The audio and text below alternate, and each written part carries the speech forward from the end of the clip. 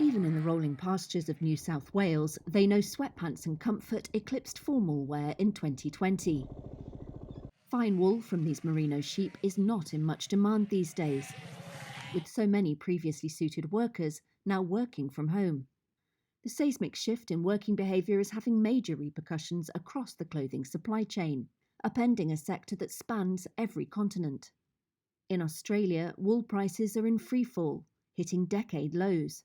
Many sheep farmers are in serious trouble, storing bales in every available shed in the hope of a rebound.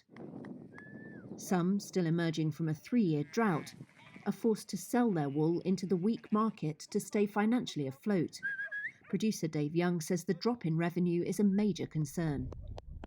Lower wool prices mean sort of decreased economic viability for us. It will impact the decisions we make moving forward in terms of marketing and how we take our wool to market, and then what we join into perhaps the meat market instead. What we do about it is look at those management decisions and just see what we put back to wool sheep. That's the sort of effect it will have. There will be less sheep joined back to merinos for wool and more joined to terminal size for meat. On the other side of the world, Lanificio Botto Giuseppe is a wool mill in Italy's textile hub of Biella. It counts Armani, Max Mara, Ralph Lauren and Hermes among its customers. But in the second quarter of this year, Nike was the hottest global brand, according to List, a fashion search platform that analyses the behaviour of more than 9 million online shoppers a month. The move towards casual is a trend that some experts expect to continue. Silvio Botto Poala is the managing director at Lanificio Botto Giuseppe. Of course, now if you talk about the people working smart working, maybe even they do Zoom video, they don't need to wear any clothes. They just wear a shirt or maybe the relaxing clothes. So for sure this will not help the use or the buy of the formal wear. That's what's happening in Manhattan.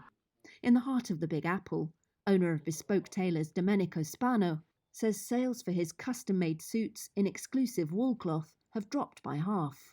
He's been in the business for more than 4 decades and never seen such a drop-off. 3 to 5 suits a month.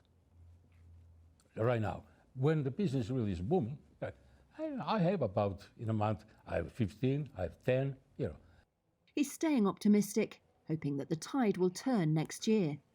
But so far in 2020, suits have ranked amongst the highest discounted and lowest selling items in France, Italy and Germany during the month of September, according to data compiled by StyleSage. The collapse in office attire is unlikely to change anytime soon.